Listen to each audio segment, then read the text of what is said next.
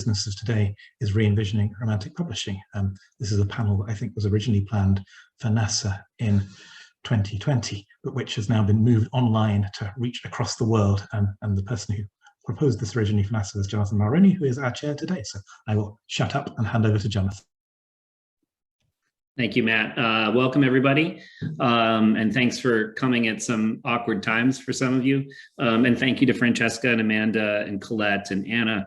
I have a screenshot that I meant to send to Anna, which I haven't yet, of my phone, of a list of emails. I think it was 11 in a row from Anna Mercer in her various capacities of all the work she's doing to keep us all in conversation via various institutional contexts. So she gets a prize for that. And thank you very much for all the panelists who have agreed to participate today. We have people from a variety of different kinds of journals, but all of them with a large influence in Romanticism and Romantic studies. So the way we're going to go is pretty informal. I've asked each of the panelists to speak for no more than 2 minutes, introducing themselves and maybe a salient point about their journal or what they try to accomplish with their journal. And then we have a list of questions that were pre-submitted, and we'll work through those in fairly orderly fashion. And then we'll open up to everyone else for any questions that you may have. And I would say a couple things. Please feel free to ask questions that you think may sound naive. Don't be afraid to ask anything that's on your mind. That's why we're here. All of us have had different stages of our career, so we want to be a resource to everybody that's participating today. So probably best if people use their electronic hands, because there is a sizable group here and I won't be able to see everyone. But of course you can put things in the chat as well. The counterpoint of chat during Zoom sessions can be quite illuminating. If you want to talk about the England game, you can do that as well. England, Italy, I should say, just to be fair. Okay, so why don't we start? We'll start with the order in which I happen to have listed people in the proposal. So I'm going to turn it over to Charles Mahoney first, and then we'll move quickly through the panel, and then we'll move to our questions. So Charles, if you don't mind, you're up. Great. Yeah, thanks, Jonathan. Thank you, Matthew. Thank you, Anna, for putting all this together, not least amidst all the delays since what didn't happen at NASA in 2020. I'm speaking here as the editor of the Wordsworth Circle. The Wordsworth Circle, as many of you will know, was founded in 1970 by Marilyn Gall, who somehow miraculously and single-handedly edited the journal through 2019 when she turned it over to the University of Chicago Press, where we're now published. I succeeded her as editor upon her death in 2019. We're not, the one salient point, to use Jonathan's phrase, is this is not a fanzine. We're not, despite the title, we're not confined to Wordsworth. Our scope is really 1770 to 1850, give or take in either direction, British, European, North American romanticisms in the plural. I'm going to share my, and we're quarterly, the review issue, of course, being the 4th issue of every year. I'm going to share my screen quickly just to give you a sense of what we look like at the moment. This is our page at the University of Chicago's www.journals.chicago.edu/TOC for TWC. I can show it. So our editorial board is, you'll see the lineup here. Also the contact details. This is just our front matter on the masthead. All editorial correspondence as well as books for review come to me. I am in many ways the masthead when I'm not either subcontracting work to the board of advisors or communing spiritually with, in the afterlife with Marilyn Gall. What would Marilyn do? I also would like to draw your attention to a new innovation this year for the journal. It's the Marilyn Gall Book Award, which is to be presented annually by the Wordsworth Scholars Association. This is online, it's in the print issue. It's to recognize the best monograph reviewed every year in the Wordsworth Circle. A limited scope, we have to expand that going forward, but it's an encouragement to get everybody to submit their books to the Wordsworth Circle for review. Again, one of the strengths of the journal is the review issue, the 4th issue of every journal year, in which we review as many monographs, as many books as possible. We're not limited to monographs, but we're starting there for the book award. So again, I can paste that into the chat, but again, journals.uchicago.edu will take you to the Wordsworth Circle, and I'll stop there. My screen just jumped. Thanks, Charles. Yeah, so and if anybody has questions about particular journals, you can feel free to ask those during the open conversation. So let's see, Lucy Morrison from ERR is next.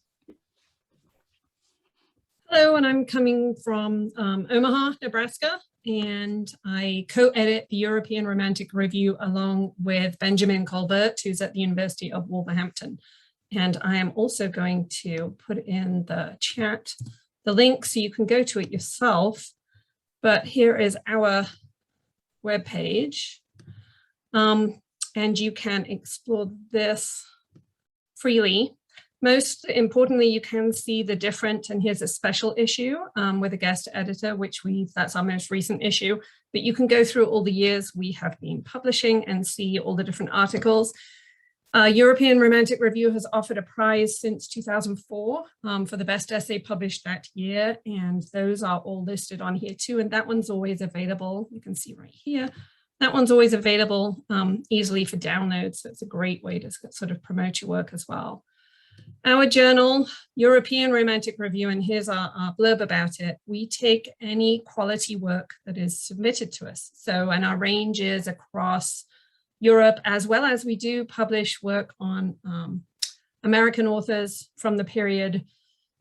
We don't get a lot of those. We'd love to see more. So that's one thing to share with you. And we are through Taylor and Francis. So there's a fair amount of admin to navigate, but it's very doable. And I'd say some of the features of our journal were timely. If you submit an article, it generally appears within a year-ish, and I'm going to emphasize the ish, but generally. And our peer review is extraordinarily generous. We find we have many reviewers who write just wonderful feedback, double-blind peer review for every article. We're also connected to NASA, which is sort of the American sister of BARS. And so this is the NASA homepage, and you can find out more about us here, more listings of all kinds of things. But I was limited to 2 minutes, so I'll stop. There will be more time. Next is Jenny Reed, the managing editor of SIR. Hi, thanks so much to the organizers of this panel. I am the managing editor of Studies in Romanticism, which is based at Boston University. Our editor is Adriana Krashen, and our associate editor is Joe Rezick. Studies in Romanticism is a journal that publishes a really wide range of scholarly work on the literature and culture of the Romantic period, which we frame as a sort of Romantic century from 1750 to 1850, although we are also interested in Romanticism's legacy in later periods. So Studies in Romanticism is interdisciplinary and interested in publishing work from diverse methodological approaches, and it's also interested in publishing work that addresses the international influence of Romanticism. And the question at the forefront of the editorial board's thinking about the journal at the moment is really the importance of kind of broadening and diversifying in every sense of the word. So scholars, disciplines, and approaches. And over the next year, we're publishing 3 special issues. And it occurs to me, let me pop a link to our website in the chat. Over the next year, we're publishing 3 special issues that I think really represent Studies in Romanticism's commitment to broadening and diversifying the work that it publishes and the questions that are addressed by that work. The special issues are titled Romantic Women and Their Books, Race, Blackness and Romanticism, and Re-indigenizing Romanticism. And I'm happy to talk more about any of these, but the point that I really wanted to make was not only are we excited to share this work with the journal's readers, but we also offer it as an invitation to scholars considering submissions to Studies in Romanticism, in particular that contribute to the diversification of the field of Romantic studies. So happy to talk more about any of that, but in the interest of time, I'll leave it there. Thanks so much, Jonathan. Thanks, Jenny. We'll go to Alex Regier, editor of SEL. Thank you, and thank you everybody for coming. I'll put the website in the chat here. I'm the editor of Studies in English Literature, 1500 to 1900, which already gives you an indication of the title that only parts of the journal's 4 volumes are actually going to be about the future of Romanticism or Romantic publishing. And that's in the summer, the Restoration in the 18th century, and in the autumn, the 19th century. SEL has been around for over 50 years, and probably one of the most sort of remarkable things about it is that it has been published. It's been publishing an omnibus review with every single issue that covers, where a senior person in the field covers all of the books that have been published that year in that field. So in the Restoration 18th century and in the 19th century. But apart from that, obviously, there's a huge variety, both in terms of seniority. So we publish lots of, work from graduate students all the way to very senior people. In order to do that, I mean, what we think of as ethically is we also do blind review, peer review. I'm very happy to talk about that process and the very, very sort of the nitty-gritty of what it is that will increase your chances of actually getting something published or not, and looking for the kind of right fit, which I think is one of the bigger questions, and that maybe make SEL slightly different, just because it's a much broader historical sort of span than some of the more specialized journals that you'll find here. Thanks, but Al. as I said, I think this is all about the nitty-gritty. So let's get to the discussion. Yeah, we've done about 2 minutes. Yeah. Some of the pre-circulated questions were really, we were talking about this in the sort of pre-meeting, focused on precisely that, the peer review process and so forth. And we'll definitely speak about that in a little bit later. Alan Vardy, Essays in Romanticism. Thanks, Jonathan. Yeah, I'm the editor-in-chief of Essays in Romanticism. I also rely on 3 associate editors, Alexander Schlutze, Tora Brilo, and Michael Gamer. And increasingly, we're trying to work as an editorial team. We're biannual. We publish in a typical year 12 peer-reviewed essays. Because we're biannual, we don't have a review issue, so we don't publish reviews.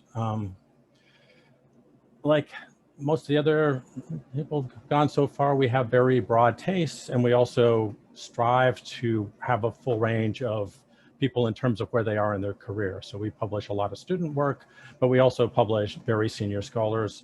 We do some special issues, but because we're a biannual, we're very careful about that, because we do not want to add the amount of time people will have to wait before their essay will appear in a regular issue. So I don't think I have much more to add. We're officially the journal of the International Conference on Romanticism, which has an annual conference. It's actually meant to be in person in Charleston, South Carolina in October, I think. I'm hoping that happens. We also every year publish a prize-winning essay from that conference, which is given to the best student paper presented there. So that's our mandate, and happy to answer any and all questions. Thank you. Thanks, Alan. Now to 2 editors who work with primarily online venues. So first, Matt Sangster. Is it Romanticism on the Net again?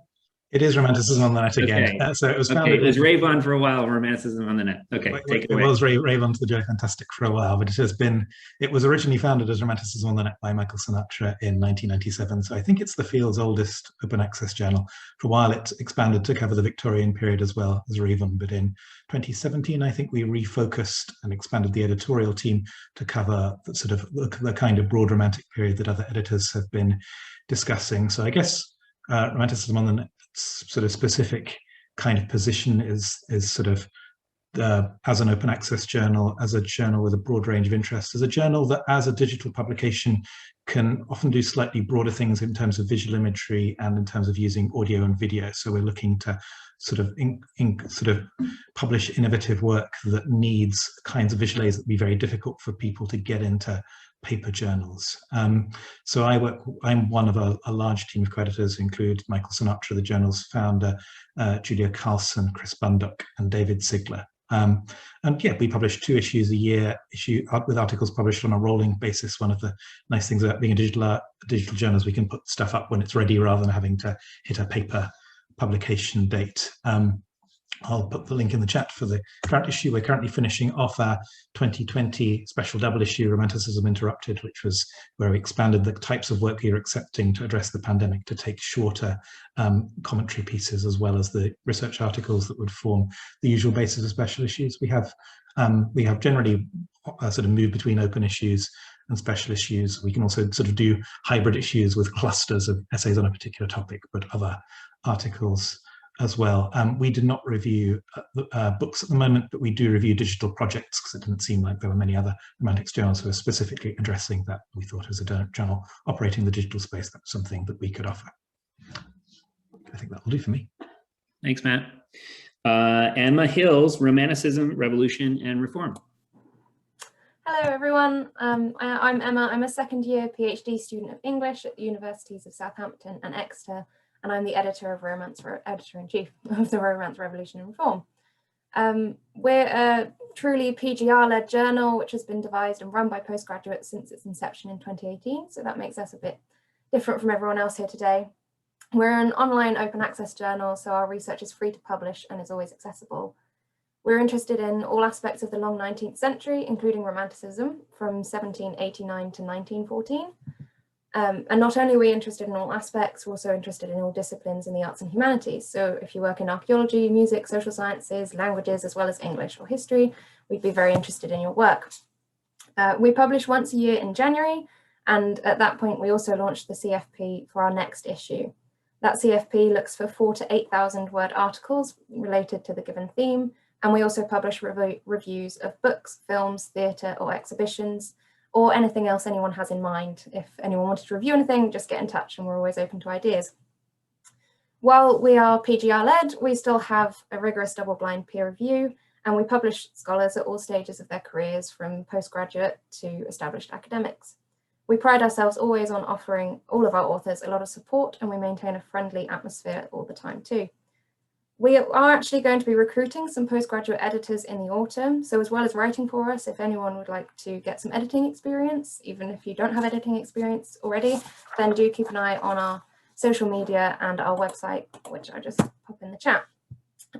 With regards to the biggest question we face as a journal at the moment, that's really about building an international community, which we've started to do because of the online learning and working that we've been doing over the past year that's necessitated by the pandemic, and we really want to continue that. The last thing I'll say is you can also join our mailing list or our reviewers list through our website too. I'll answer any questions you have. Thank you, Emma. Lastly, I'm Jonathan Mulrooney, and I'm the editor of the Keats Shelley Journal, which has been around for about 70 years. And I think something that is, if not unique, distinctive about our journal is that it is not supported by an academic institution, but rather by a sociable organization. The journal is a kind of academic arm. Our articles are, as with most here, double-blind peer-reviewed, but the print version of the journal in particular also publishes proceedings of the Society, encomium for our distinguished scholars, an award given out every year.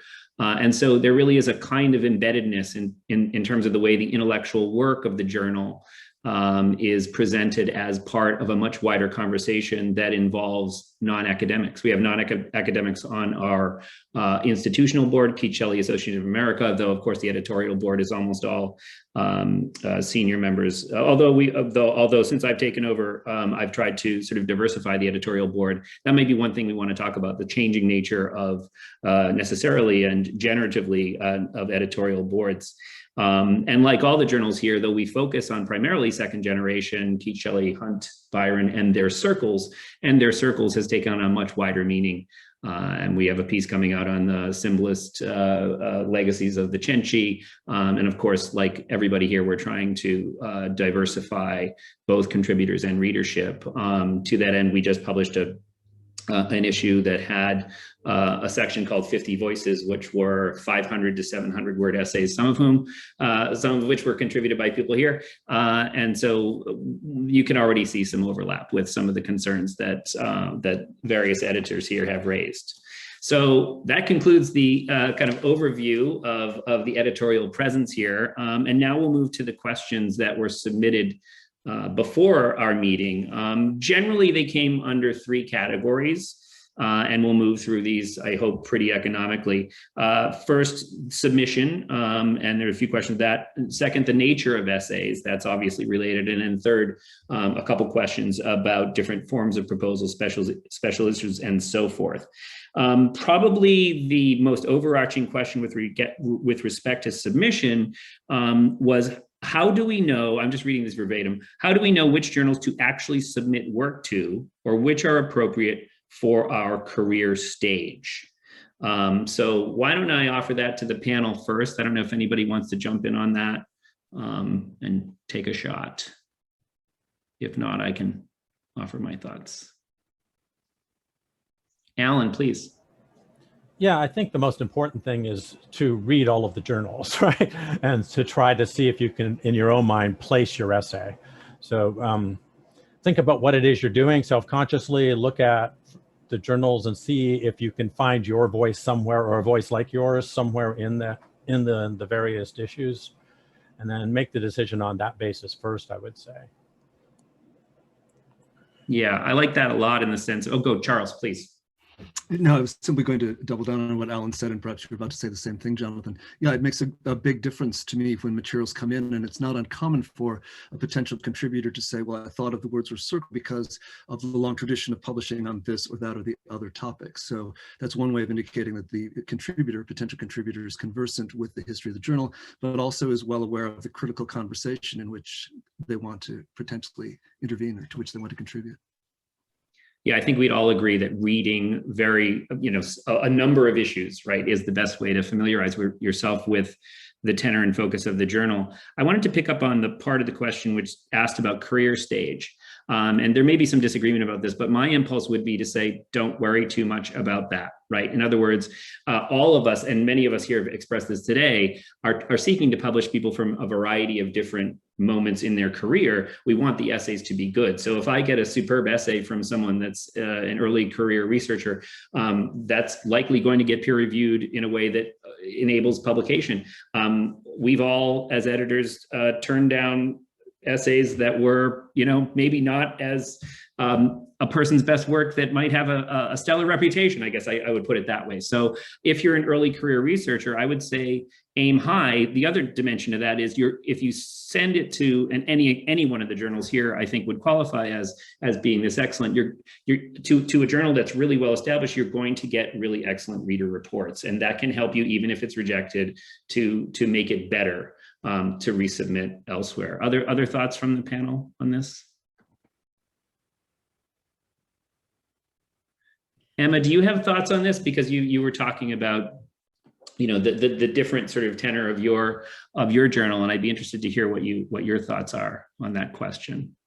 About career stages, yeah, we're really happy to publish from all career stages. We are a PGR journal, PGR-led journal, but we'll take work by MA students up to work by established academics. We don't put a lot of onus on where you are, just on if it's good writing and it's original and it's engaging, then we'll publish it. Yeah. Right, and if it's blind peer reviewed, the people that are reviewing it aren't going to know what your stage is generally anyway, particularly if the essay is, is up to snuff. Jenny, I thought I saw your hand. That's actually what I was going to say, that the people reading the essays are going to have no idea what career stage you're at anyway, so your work speaks for itself rather than sort of feeling like you have to pre-categorize yourself, I think. Bravo. Okay, so other comments on that, or a couple other questions? Oh, Matt, go ahead, please. Just to say that I think it is worth keeping an eye out for special issues. It can often, both because they will have separate calls and potentially editors to guide, and also because they can show you what, often if there's a cluster of work coming out in a journal, it can be quite useful to position yourself as part of that if that's an area you're interested in intervening in. So it's worth keeping it. Not all of us do special issues all the time, and sometimes we'll do open special issues and closed special issues. But the sort of 3 special issues that Jen was talking about earlier, it's really useful to keep an eye out for those. And if you think your work is well positioned there, then you'll get the support often of a guest editor who works in that field, the group of reviewers for that issue brought together who will work carefully on that field. So I think it's often easier in some ways to sort of to do early publications through special issues or through things arising from conferences. So be aware of special issue calls, be aware of conferences with journal special issues attached to. I think those can be very supportive environments for people sort of at an early career stage looking to publish articles. Emma, and then Alex. Sorry, I just wanted to add on to that point that at RRR, we usually have a conference which launches the special issue theme for the next thing and for the next issue. And we encourage people who have given papers at the conference to then turn those papers into articles, and we'll give special attention to those. So yeah, I would absolutely say conferences are a good way in. Thanks. Alex? He might be frozen. Is he frozen for everybody? I think he is. Okay. I wanted to ask Charles, maybe by way of picking up on Emma's point. Oh, you're back. Alex, you're back. You were frozen for us. Sorry. No worries. Go ahead. I was just going to reiterate what you said earlier, but think of your audience, and I think that's very, very important. And how can you place yourself within that conversation in the journal? How can you imagine yourself there? And then also to add to maybe another point to this issue of not be intimidated by the idea that that you can submit your work at any given stage of seniority. There is actually just empirical proof for this. So if you look at all of the journals that are represented here, you will find work published by doctoral students, by early career fellows or academics. You will find senior. So I guess what I'm saying is that there is actually, this is not just a rhetorical move, but that's actually use this, take some sort of especially on the junior side of the spectrum. Mm-hmm. And aim high. Don't write for the journal, write your piece, I think, and then. Yes. I will say, and I won't say how recent it was, that there was someone on our editorial board who got to revise and resubmit because that's what the peer reviewer said. Turned out in the end, but there you go, right? So it happens. Charles, I was going to turn over to you because I wonder if you could use your current issue of the Wordsworth Circle as an example of what Emma was talking about, how you move from conference to special issue. Sure. Yeah, I could say something about that under two fronts. I'll put the current issue second on burner, but I would say that the Wordsworth Circle is affiliated with, but not necessarily the official mouthpiece of the Wordsworth Coleridge Association. The Wordsworth Coleridge Association always sponsors at least one, if not two, sessions at every year's meeting of the Modern Language Association. And the language that we use is that those papers presented at the MLA will be considered for publication in a special issue of the journal, which is, if it's not entirely dedicated to the MLA, or that topic has at least 3 or 4 essays from it. So we don't guarantee outright because we want to see how the work comes out in revision from the conference to the more extended format. But that's yet another instance. It goes back to Matthew's point of beginning with conferences as the way into certain journals. To Jonathan's more specific point, the current number of the Wordsworth Circle, the one which is linked in chat, the topic is lyric elements, or elements of the lyric, and this began as a special session at the 2000 meeting of Nasser, the title of which was Romantic Elements, and so it became an opportunity to revisit certain questions in lyric studies, lyric theory at the moment. There were 4 papers presented at that conference, including one by Jonathan. And then those are augmented by 4 additional essays from scholars in the field who has an interest in the question and proposed material accordingly. So that was, the 4 initially, and then the 4 additional. So the issue in question is kind of a hybrid, because on the one hand, it is the 4 papers that began in the conference, but they're not simply conference proceedings. They're all extended, fully realized essays. And then 4 other essays that were, on the one hand, solicited, but also reviewed before they were accepted. So does that begin to answer your question, Jonathan? Yeah, perfect. Yeah, I just wanted to give people an example of kind of how it works to sort of demystify that process. I mean, I don't think, I suppose, and I think this was probably more common back in the day where there would be a publication of the proceedings of a conference, and I'm not sure what the peer review standards were there, but I think without exception, the journals that we're talking about here, even if something begins at a conference, it would be sent out for review, so that when it comes time to put it on your CV and talk about tenure, promotion, or recognition at your institution, that will carry weight. Charles, did you want to chime in again? Yeah. Yeah, no, I just wanted to indicate, indeed, it's not simply conference proceedings. There is a review procedure involved. I also wanted to indicate that in the issue in question, we are ranging from 2 early career scholars, several years removed from their PhD, to at least 1 emeritus professor. So it's the, as it were, the entire range of the profession, or professional life, rather. And 2 Jonathans. Lucy, I see your hand. Thanks, Jonathan. Just to add on with European Romantic Review, we do have this partnership with NASA where all NASA members receive copies of the journal. And we also have a dedicated conference issue. When we have a NASA conference, of course, those are papers selected by the conference organizers. It's done many different ways, either by an open call, sometimes by invitation, but those all go through thorough peer review before they're published. They're usually expanded, because we need a little bit more time to develop our thought than those slots that we get orally. And when they have been expanded and thoroughly reviewed and edited, they're published. And so that speaks to Jonathan's point about definitely keeping the quality high, but starting from a conference point. And if you look at any of our NASA issues, which are generally issue 3 in every volume, you'll see that it's established. Sometimes the keynote speaker will share their speech or dedicate their speech in that essay, in that volume issue. And then sometimes it's postgraduates, sometimes people who are still pursuing their degree alongside very experienced scholars. And so definitely conferences. The other thing that we do with ERR is we are very open to people coming to us and saying, we'd really like to explore this topic with other people. Can we put together a special issue? And again, those are double-blind peer reviewed, but those calls come forward and focus us. And we've got one under development right now from 2 very recent beginning career scholars on Percy Bysshe Shelley coming together for next year, and some others in the pipeline. So that's another way, if you are not sure, maybe there are other people working on similar things. It's such we were saying before everyone signed in, such a collegial area of scholarship that can be a really nice way to sort of bring your work together in conversation with other people's work, and really create something from it. Yeah, Lucy's anticipated a question we were going to get to later, but the question was, how do we go about proposing a pre-formed special issue to a journal, and would a journal be interested in this if it is being proposed by PGRs?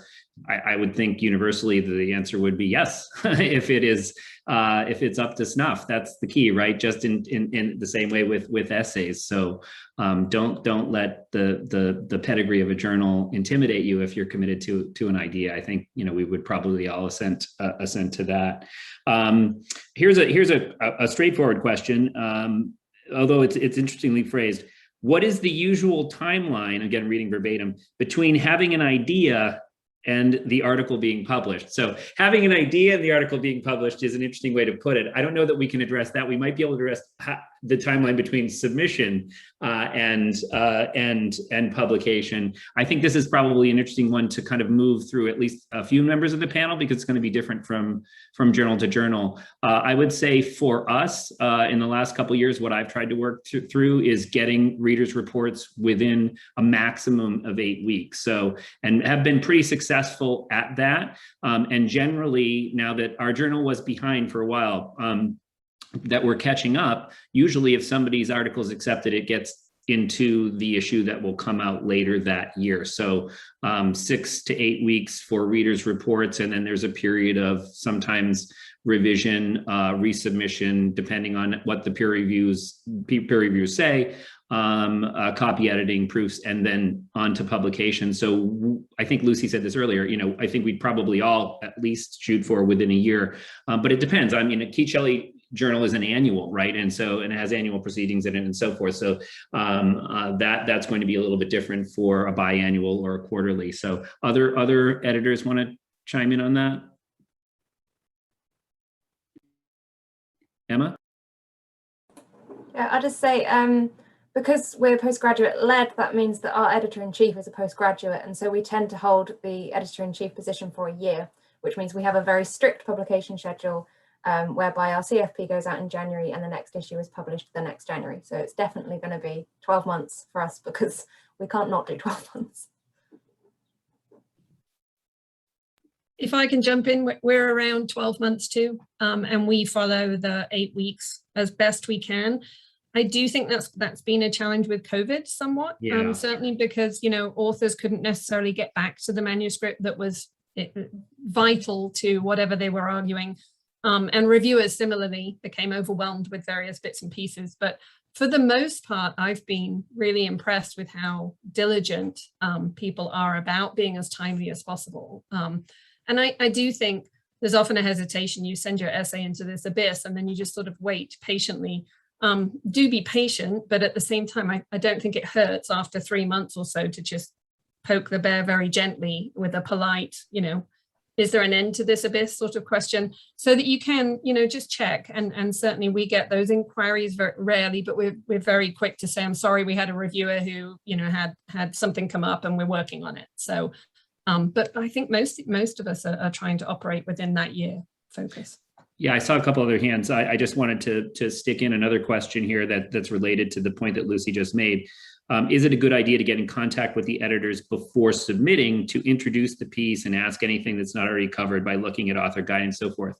Absolutely. I mean, and to use a word I think Lucy just used, but we certainly heard it in the pre-chat, was human, right? There are other humans on the side, the other side. It's not, it may seem like an abyss, but we've all been, you know, early career people and understand the reality of sending things out into what seems like a void. But there are genuine other human beings who are you know, really, it's an honored position. I don't want to sound too grandiose about it, but to read another person's work, even if it doesn't get published in the journal, you know, we take very seriously what it means to submit your work for peer review, and the readers. I think I think I know all of our editors here well enough to say they view this as a very human process, and are going to select readers that are going to be able to take an essay on its own terms and to see if that essay can live up to what it purports to be, and not adjudicate it based on what they think it should be, if I could put it that way. So that was a little bit rambling, but I saw, I'm just going to go in the order I see the electronic hands. I think I saw Charles, but I'm going to go Alan, Jenny, Alex, and then maybe Charles will want to get in. Yeah, I just wanted to say about timelines. Yeah, COVID, of course, has changed everything. Deadlines don't seem to work anymore. Like, I'm assuming everybody has noticed this, but I would say that occasionally we will wait for a particular reader, because sometimes you get a piece and there's a reader who's the right reader. And what we all, I think, strive to do is to find somebody who is a sympathetic reader, but a rigorous reader for any given piece, right? So very often it is on our side, that humanizing process of trying to imagine the right reader for this particular piece of work, right? So that may occasionally slow us down, but like the rest of the journals, we strive to try to turn everything around in a year. That's a terrific point. Jen? Thanks, Jonathan. Just to this question that Lucy raised of kind of poking the bear, one thing that I would just emphasize is that I'm the managing editor of Studies in Romanticism. You know, I get plenty of these emails saying sort of, where are we up to? I think for the vast majority of journals, the person receiving that email does not mind receiving that email and saying, this is where we are. And if you're going to be agonizing about, oh, is it okay if I send this email? You know, I think of myself as very much an advocate of the authors who submit to the journal, even if those authors have essays that are not going to go out to peer review. As soon as an essay comes to us, you know, it's in our keeping. And I think most journal editors feel that, you know, it's important that those authors be treated, you know, decently and with enormous respect. And so I would just emphasize that it's always okay to say, where are we up to? And the other point about timelines is that something I do sometimes for authors whose essay has been accepted but not yet published is they might get in touch and say, you know, my tenure review file is you know, needs some kind of acknowledgement that this has been accepted. And I will just kind of put a letter on journal letterhead saying it's forthcoming in this issue with a signature on it. So you can always ask for that kind of thing as well, especially if timing is a genuine issue for you, whether it be that you're going on the job market or you're going up for tenure. So I'll just leave it there, but I wanted to pop in with that. Great. Alex?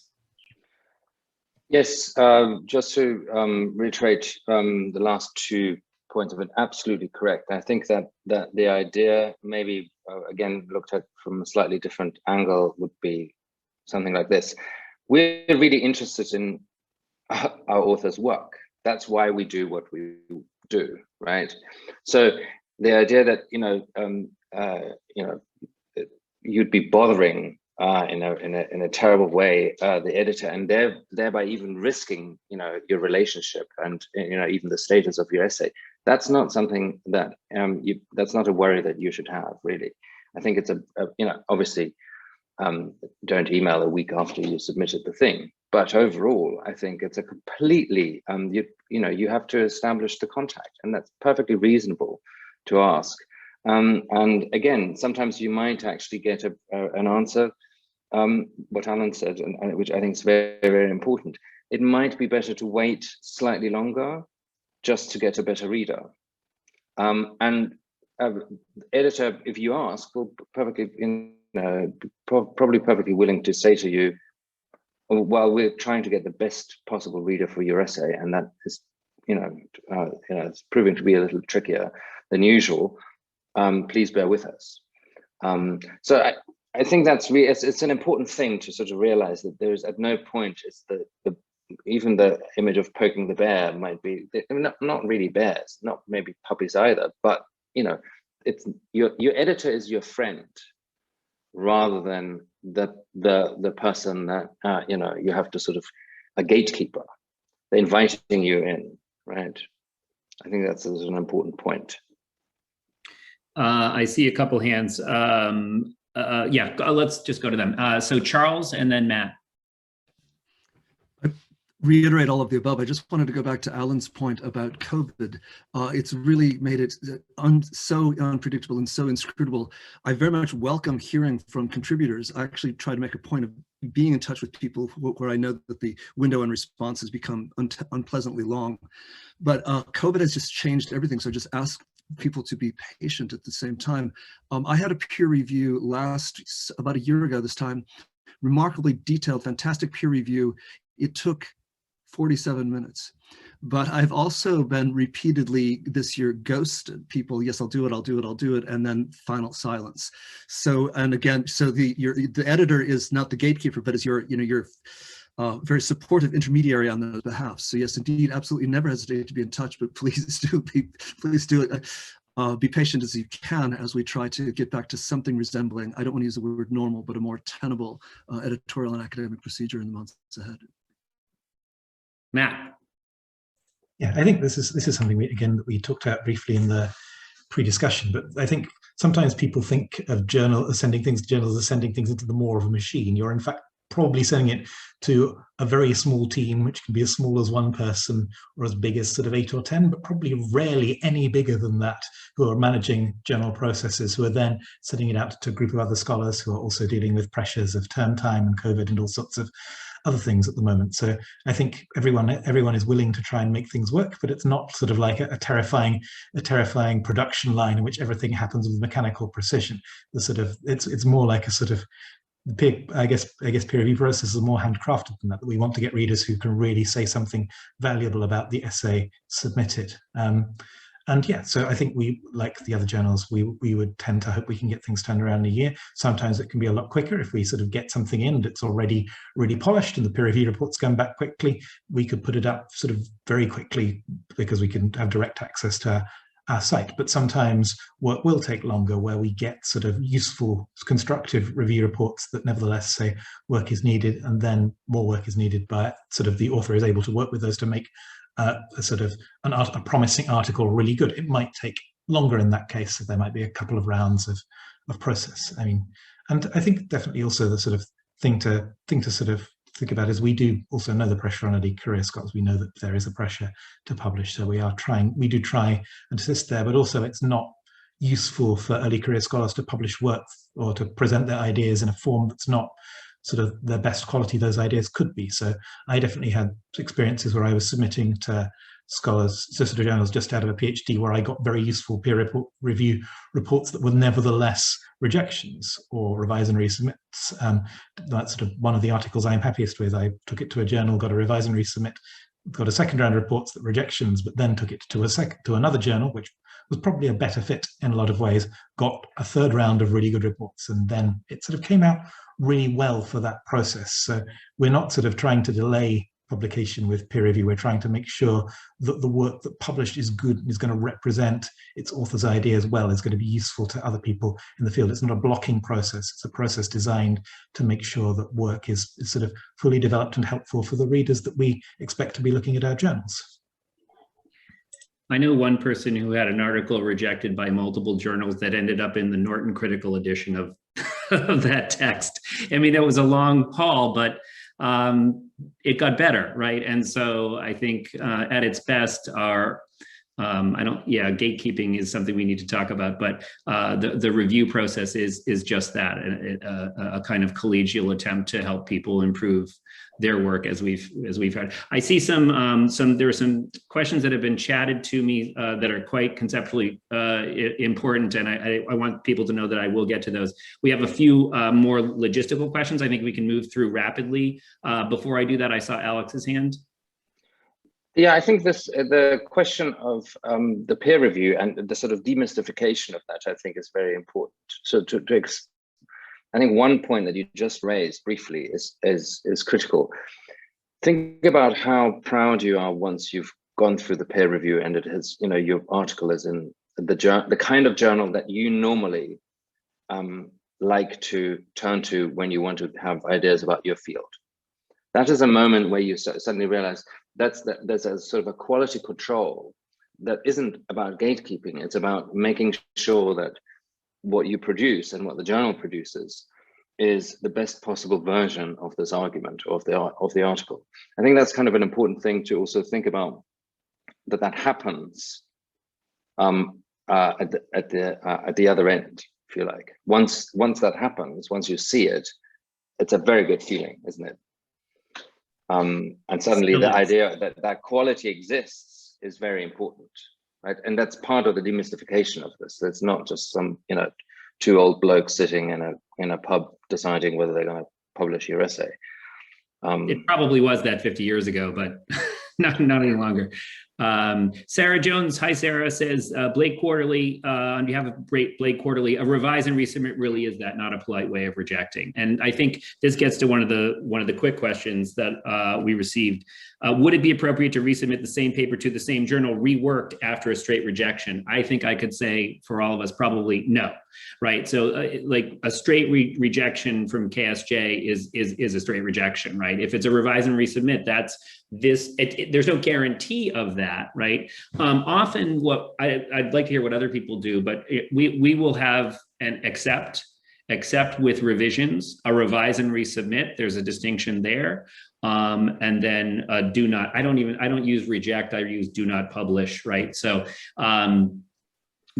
so I think it's important and I think all the editors here are very clear about those distinctions, because we don't want to give somebody some sort of false hope. But the idea is, if something is rejected, the reader's reports are designed to help you, and there are lots of venues, right, out there. So I don't know if other people have different answers to that question. Alex. I think revise and resubmit, we've had it. We also have this terminology. It's not particular. It has a historical sort of robustness about it that stands in distinction to its usefulness, I think, because it's not quite clear what a revise and resubmit is. For, some journals have that. They have a different gradation and so on. I think what in our case is often happens is that a revise and resubmit is taken to be either as a sort of a polite rejection, and that it is not, but neither is it do a little bit of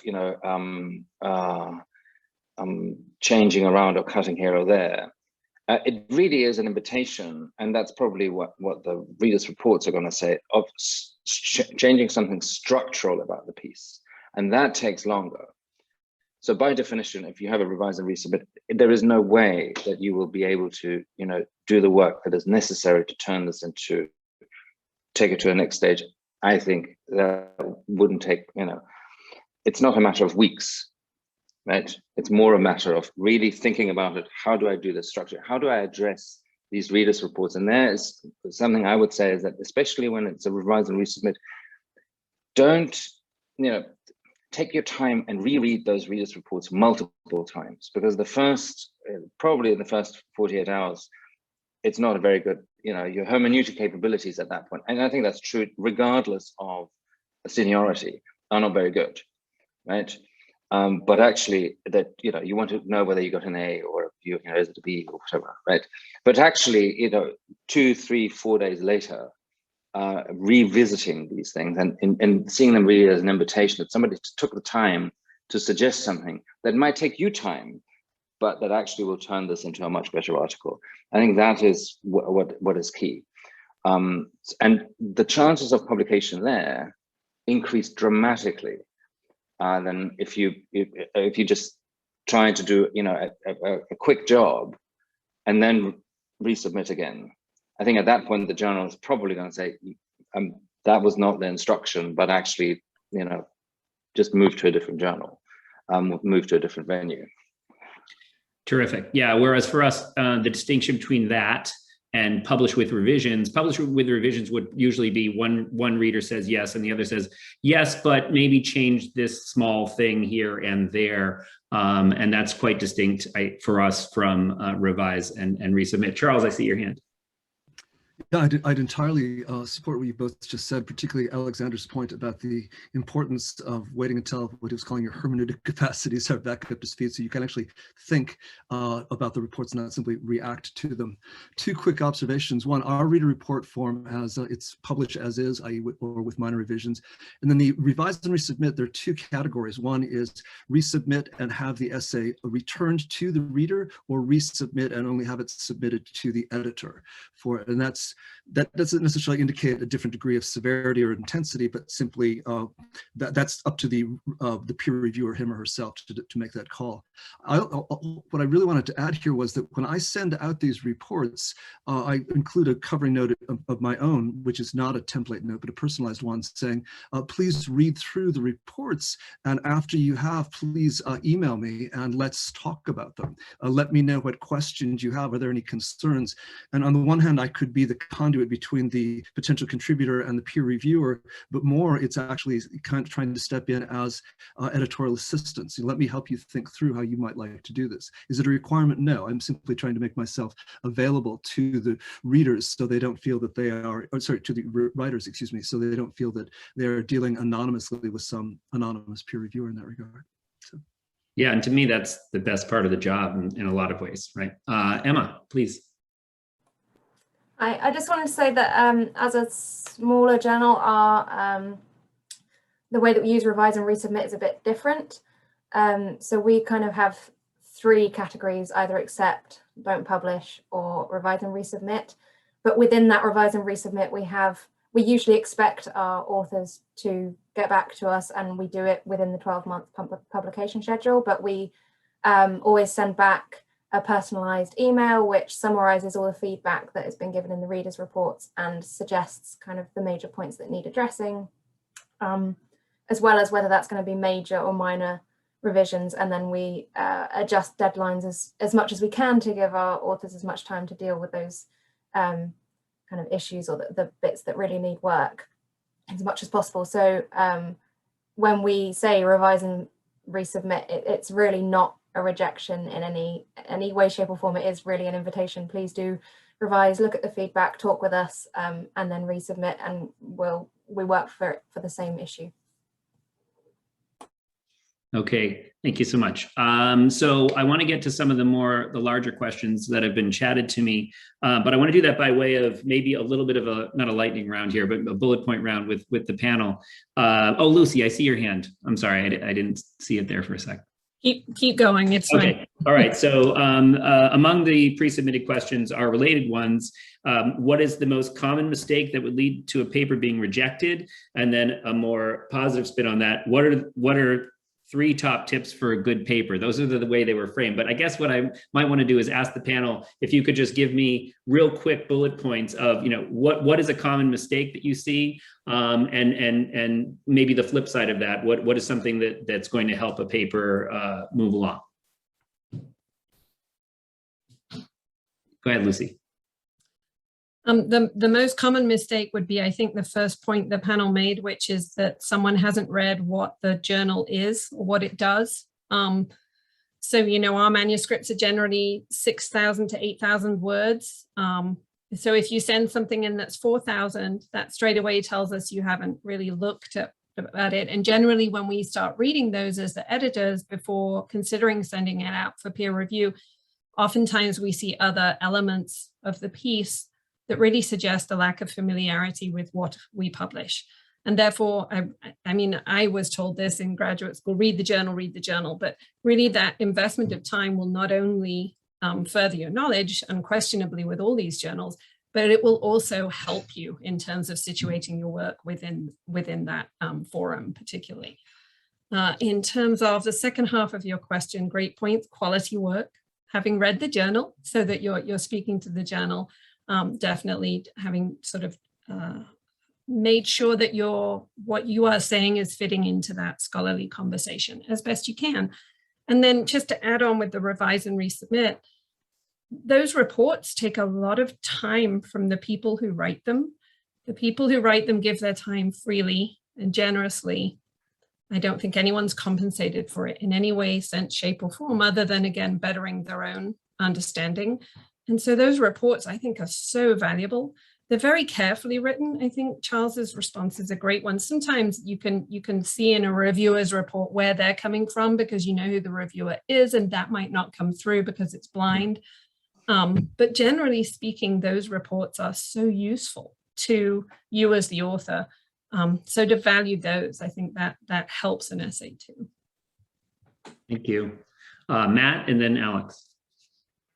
Yeah, no, I think the point, I would reiterate the point that people do peer review as field service. It takes a lot of time. It takes careful attention. So you should pay attention to reports. It is worth being aware that people do have different opinions. And if you get a peer review report you strongly disagree with, there are other journals you can go to. Sort of chalk that one up to experience and go somewhere else. Don't keep pursuing if you feel fundamentally that the person hasn't got your point. But bear in mind that we try and send to experienced scholars in the field who will be the sorts of people who will read your work. So it's like getting a sort of a view into the mind of someone looking at your essay at that point. So take that seriously. On the sort of 3 aspects point, I think in journal articles, we're looking for some sort of original contribution. We're not just looking for a sort of reiteration of existing facts. We're looking for some sort of new angle.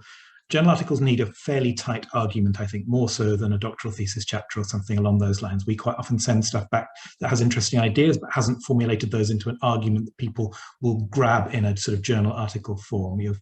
Bear in mind, lots of people are accessing journals, even physical journals, digitally. The first paragraph needs to frame what's going on. The abstract needs to frame what's going on. That argumentative promise needs to be followed through by the rest of the article.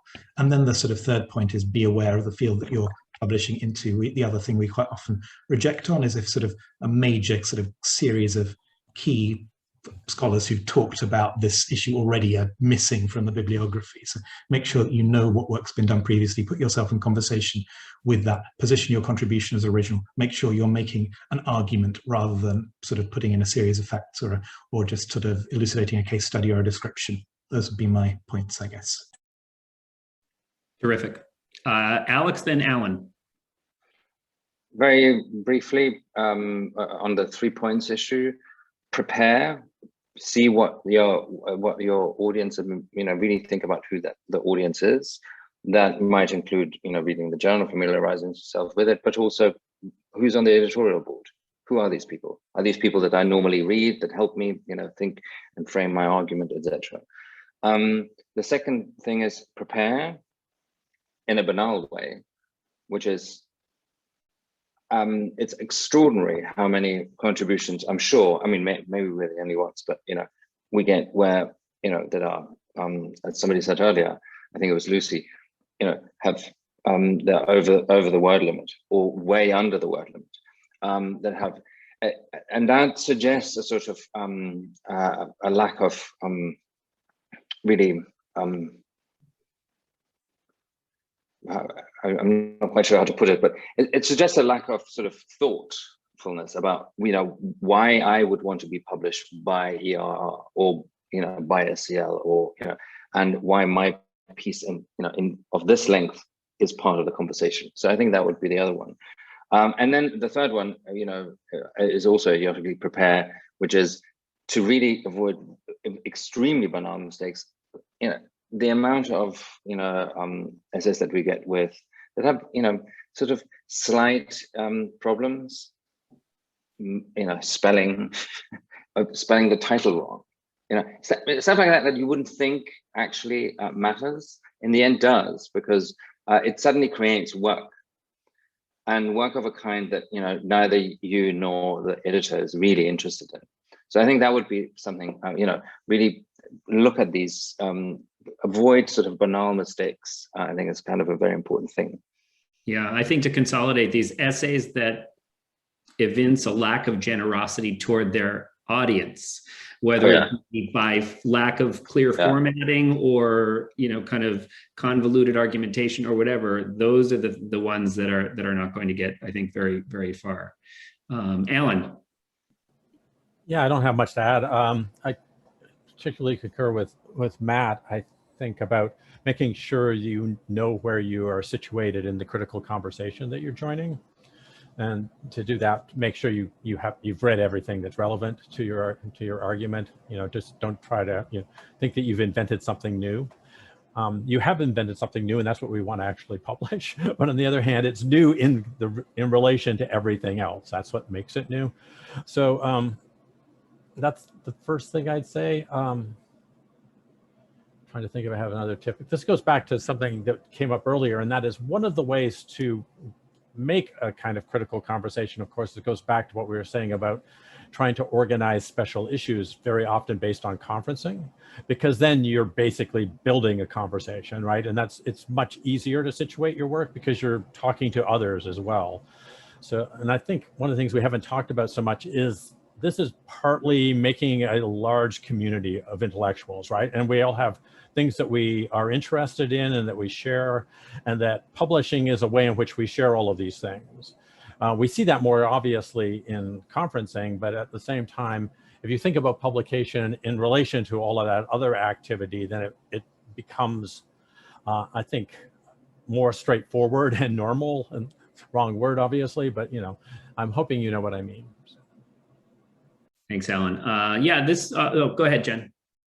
Oh, just very quickly, Jonathan, you mentioned kind of generous engagement with audience, and I might add generous engagement with your critical interlocutors. So that to push back against someone does not mean that you have to say that you think that they are not properly informed, or that they have made a point that is ridiculous. That, kind of keeping in mind that scholarly community and that conversation sort of point that you're joining a conversation rather than kind of coming in with a sledgehammer, even if you are a sort of a more established scholar. Yeah, terrific. So I think a really important question came in the chat, which I will read largely verbatim, and it has to do with the sort of the notion of gatekeeping and the idea of how the field is changing and how our various forms of argumentation and sites of argumentation are changing.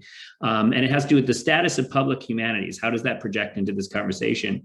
This seems very related to the new interest in diversifying editorial boards' content. Many scholars of color do work in fora and modes far afield from conventional research essay. And given the status of the job market, the need for soul searching on this kind of issue seems vital. Online journals are perhaps better equipped to think about this, but flagship, long-established journals in the field, like many of those represented here, could take the lead in broadening the publishing mandate. Could they take the lead in broadening the publishing mandate in this way? So, and then I'd like to turn that over to the panel for some consideration, and then other people who have not submitted. We've worked our way through most of these questions, so if you have other questions in your mind, please please feel free to raise your hand or put them in the chat. So the question of gatekeeping, its relation to peer review, its relation to new forms of discourse that are emerging, and trying to diversify both our readership and our contributors. Thoughts on that from the panel? Jonathan, could you presume to infer or say a little bit more about publishing mandate? I mean, what I hear there is do I hear there a possible question about open access, or in questions of copyright, or how would you flesh that out?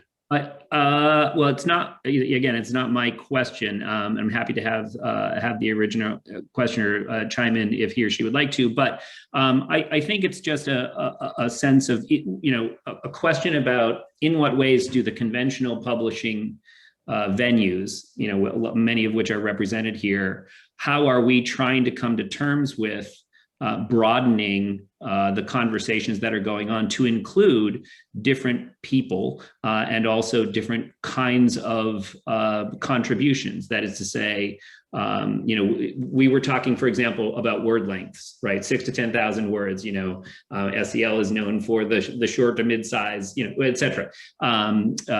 Texas Studies and Language Literature longer. But these kinds of, what about different kinds of contributions, right? I mean, Emma might be more equipped, or Matt, to sort of address this. I think the questioner is wise to suggest, right, that these open access journals may have more flexibility. And so I want to hear from Emma, but also, and I'm sure we all do, but I also think it's important for us, those of us who are, I'm still very much committed to the print journal as well, and thinking about how we can balance these various, that was a long-winded answer, but various commitments, I suppose. Emma, I saw your hand.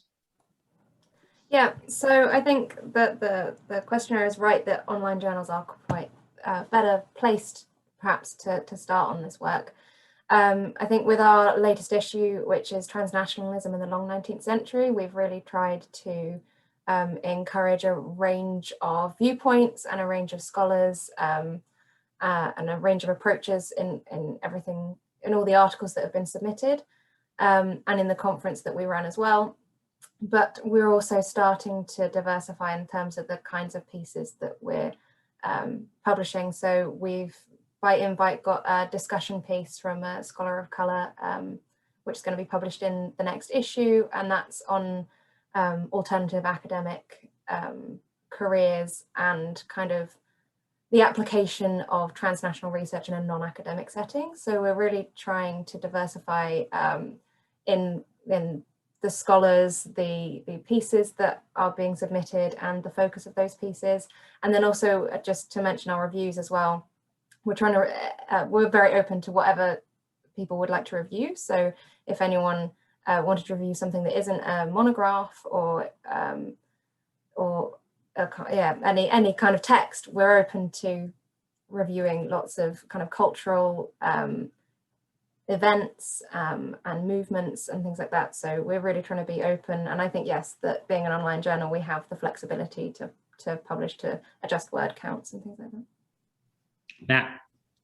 Yeah, and this is obviously something we've been thinking about. With the interrupted call, we were very clear that we would accept shorter pieces than we would usually accept. We can also, because we're an online journal, accept quite long pieces, so we will go up to 12 if that's justified, although I remain a little bit ambivalent about how useful very long articles are for readers. I do think that journals, when they set word counts, are not doing it to restrict you, they're doing it to try and make you produce something that will be helpful for other scholars, to get your ideas down to a form where it's sort of useful for other people who want to get into your ideas. There is definitely scope for doing things in longer forms than, or between the article and the monograph. But yeah, so we're prepared. We're trying to accept those sorts of calls. We've peer reviewed and published podcasts recently, and that's something we'd be keen to explore more of. There's possibilities, I think, for expanded versions of print journals to do that sort of work as well. So the Keats Shelley Association has the journal, but also the blog, which is publishing a lot of interview content as well. I think this is an area where journals are thinking. I mean, if you look at a research essay from 40 years ago, it doesn't look like a research essay now. So there is that sort of slow process of evolution. In some ways, it's become sort of a process of heavier footnote, more careful referencing as the scholarly publishing has proliferated. But there is a sort of a chance to return to other sorts of forms, to kinds of think pieces, And I think we're all aware of that. Again, I would add that editors are often doing lots of other things as well. So we're trying to fit journals in around other sorts of scholarly practice. So we're very happy for people to come to us with ideas for special issues or for innovative formats. We're very explicit in role that we invite innovative proposals. So we have pieces coming out which include embedded music, in sort of modern performances of Peterloo songs in this case. But that was an idea that came to us rather than something that we had explicitly thought about publishing first. So do bring this to journals and think about what even print journals can publish things as supplements on the online version. So that's plausible there. I've stuck data supplements up with articles before. The other thing I think is that Jonathan is being modest here, and the 50 Voices short pieces that he published in the most recent Keats Shelley journal is a really good example of that sort of thinking, taking shorter pieces, taking poetry, taking other kinds of formats into the journal. So I'd like to turn this around and have him talk a little bit more about that. Thanks, Matt. Yeah, that was, I think all of us are committed to these kinds of initiatives, right? And I really wanted, and the editorial board really wanted to invite papers, essays, we called them flash essays, 500 to 750 words, state of the field, but people took that any way they wanted to. So, you know, we have a poem by Maureen McLean in there. We have someone translating or talking about Hindi songs that were influenced by or can be read in parallel with Keats's sensationalist poetry and so forth. Those kinds of things, I think, open up readership as well, because people will come across an article like that and then want to see more in a particular journal. I mean, the other piece that I think is really important and a way to kind of get back to this public-facing humanities question is the dimension that we talked about of occasional pieces, right? Those which emerge from conferences, or in the case of Keats Shelley Association of America, their anti-racist forum, right? That is going to hopefully make its way into a print version.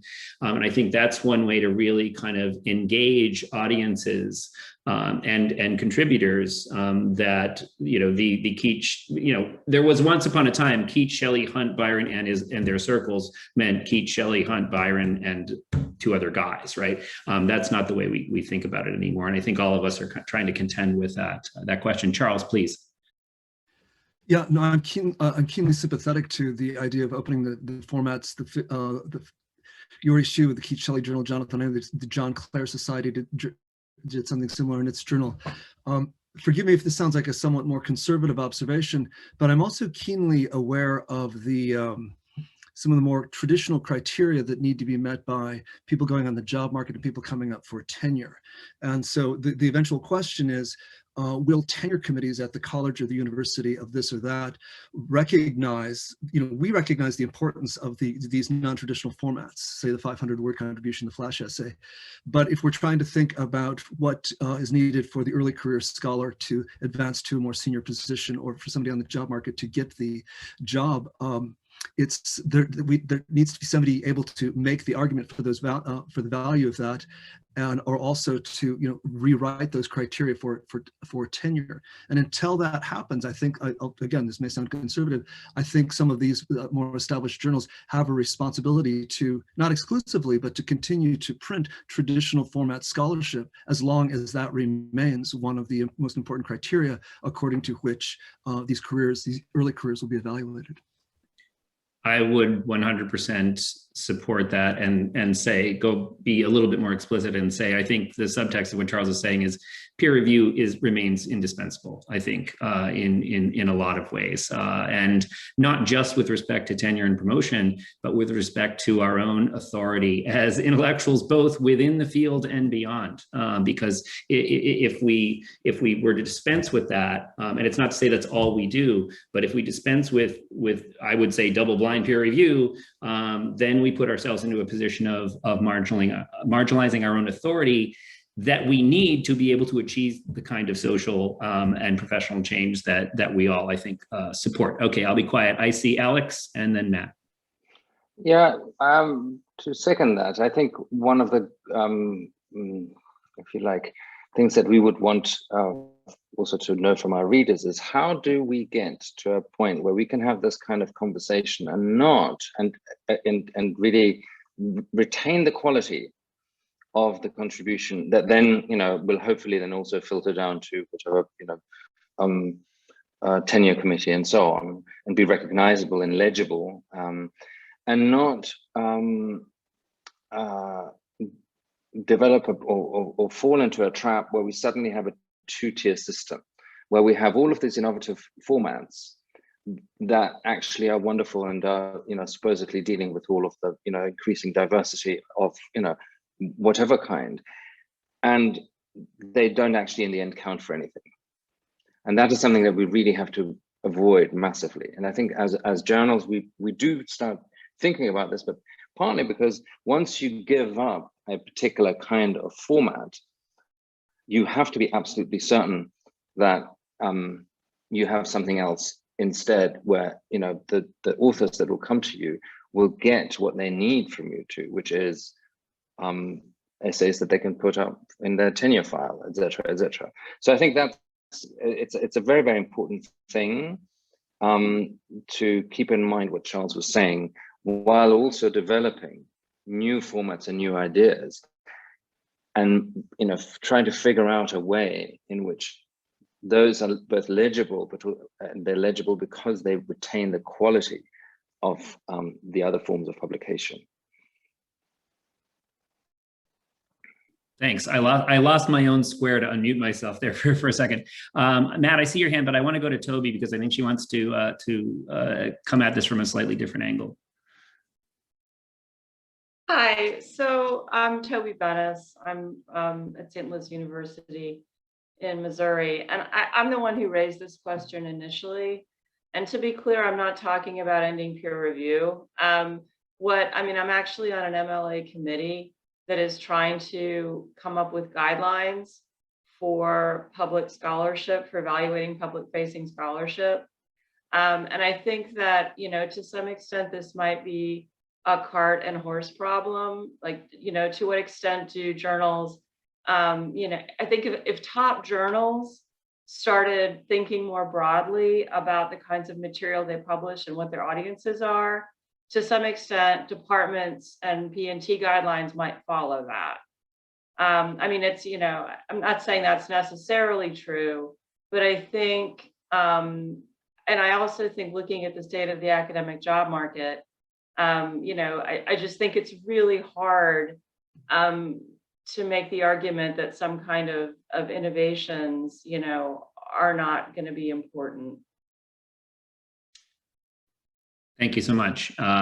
Responses to that from the panel or anyone else? I really would like to open up the conversation to others at this point. It's a thorny problem. Alan, please. Yeah, not coincidentally, we've just sent to the press a special issue on romantic pedagogy in the 2020s. And of course, one of the things we quickly discovered is the nature of teaching in the field, and particularly in North America in our case, right? And what we have is a lot of incredibly sophisticated, innovative work in the classroom that's being done, interdisciplinary, fascinating. And a lot of the people doing that work have very precarious job situations, right? So the thing that's most shocking right now in the field, it seems to me, is that as a group, we're trying to make the work that such scholars do legible so they can be promoted. But at the same time, the job market and the general academic atmosphere in North America is incredibly precarious. So. Other comments on that from anyone? I mean, it might be interesting to hear from some people on the other side of this, what they think we should be doing better, or that we're not doing. I, for one, would be thrilled to hear some of those comments. I mean, and another way of framing this question, maybe for the panel or for anybody, is what is it that we can do both within the context of our various venues, but also maybe outside them to try to promote the kind of advocacy that Toby and I think Charles were also calling for, right? Because if we are going to be publishing these various kinds of texts, let's say, or sometimes not even texts, these kinds of contributions, right? How can we communicate to administrations, tenure and promotion boards, hiring committees, and so forth, the value of these contributions?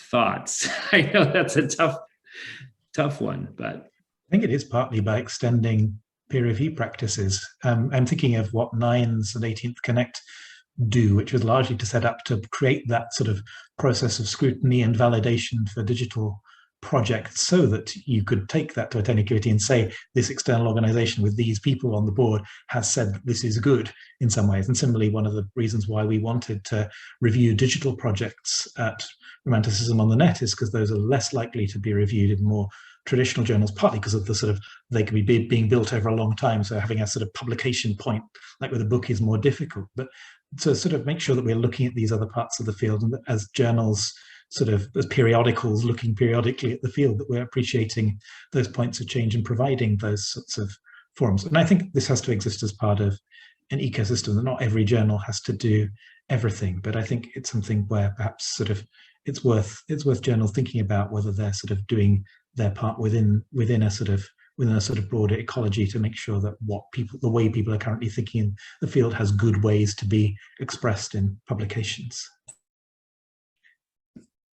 Yeah, I think you're making an excellent point about the fact that, you know, we need to address this on multiple fronts, in the sense that the desire, and I think rightful desire, as I expressed among others, to maintain a commitment to peer review and to thus maintain a particular kind of authority within the field and beyond, can then also help us make innovations that we otherwise wouldn't be able to make if we just kind of threw that out. And I don't, you know, Toby and acknowledge, and nobody else is arguing that we just throw it out, but I think it needs to be seen in a larger context. I'm seeing some things in the chat here, particularly from ECR folks. Yeah, one of which expresses the very true reality that it's depressing and worrisome to be a Romanticism PhD student in North America right now, or I'm sure elsewhere, right? The job market is bleak.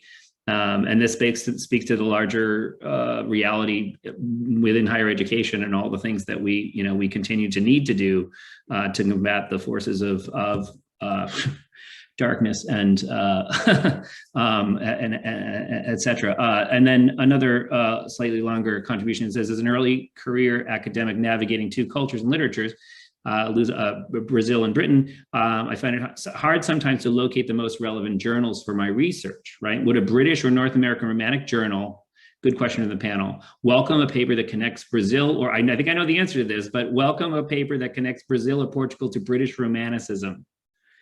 Yes. I mean, does anybody want to dissent from that? Bring it on. Absolutely. So this is, you know, part of why we're here, right? To demystify this process. Jenny, please. Yes, hi. Sorry, I just wanted to say very explicitly and very loudly and enthusiastically that Studies in Romanticism is very enthusiastic about essays that sort of think about Romanticism's legacy internationally. In our last volume, we published a fantastic essay on the sort of Keats-Cortazar connection, and we're always excited to receive those kinds of contributions. So yes, 1,000 times yes. Charles, thank you. Jen. This is under the heading of 1,000 times yes as well. If I may, I'll just read you the last sentence from the blurb regarding the journal on the masthead. The Wordsworth Circle is concerned with anything, that's a big word, anything, right? Anything that influenced, impinges upon, expresses, or contributes to an understanding of the writers, books, and events associated with Romantic studies and its afterlives. So, yeah, resoundingly yes. And I think to sort of add on to that point, 1,000 times yes, is special issues are great.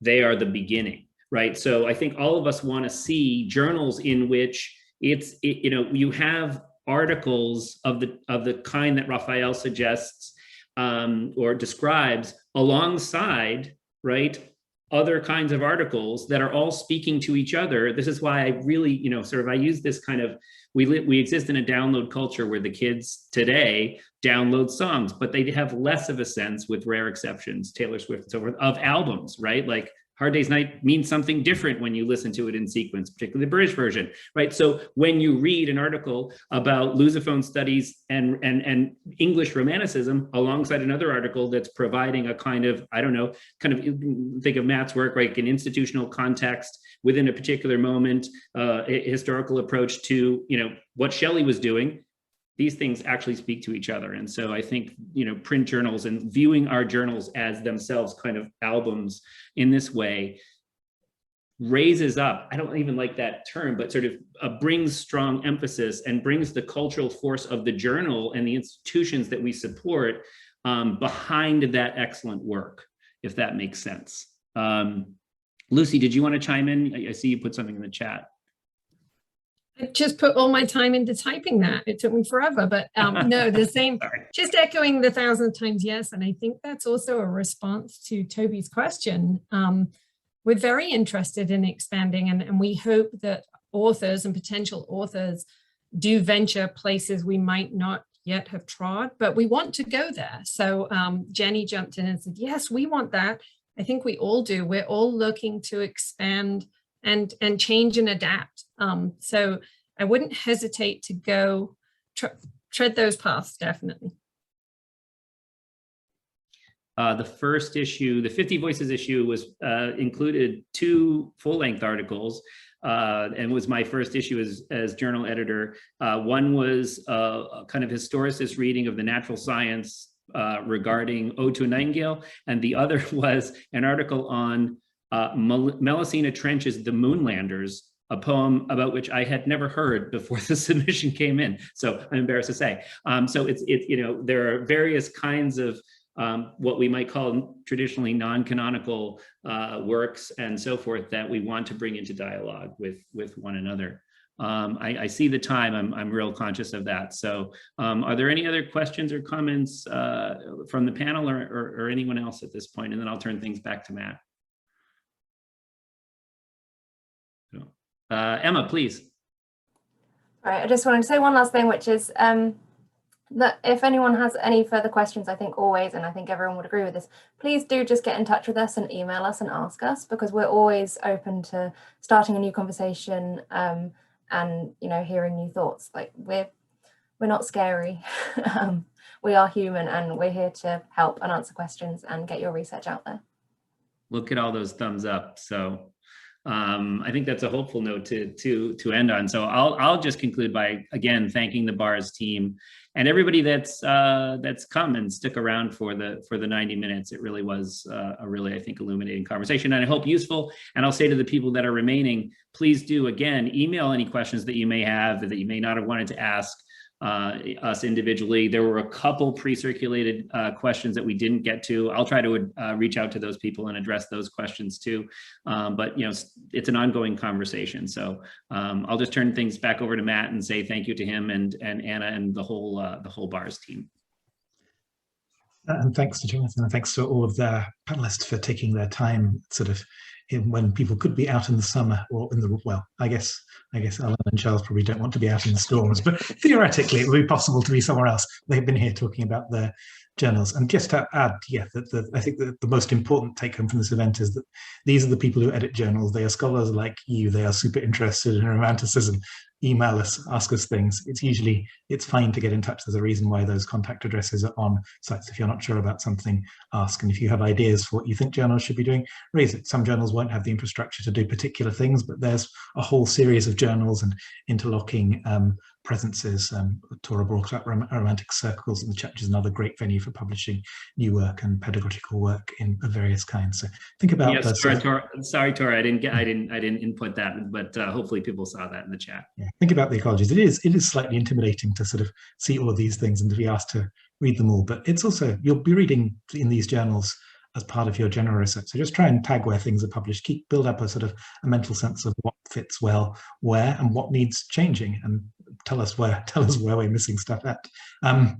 So thanks to everyone. Thanks to you all for coming along. Just to plug the conference again, do keep an eye on the conference website. We'll open general registrations to what I think is a really exciting program next week. And our final digital event in the 2020-21 series is Seeing Through Whiteness, which will take place in 3 weeks today. So I believe that's Thursday. Would that be the 29th? I think the 29th. Hopefully one of my digital events colleagues can stick the link in the chat. Yes, there it is. Thanks, Francesca. And yeah, thanks again for coming along. This will go up on YouTube if you want to revisit anything. And lovely to see you, and goodbye.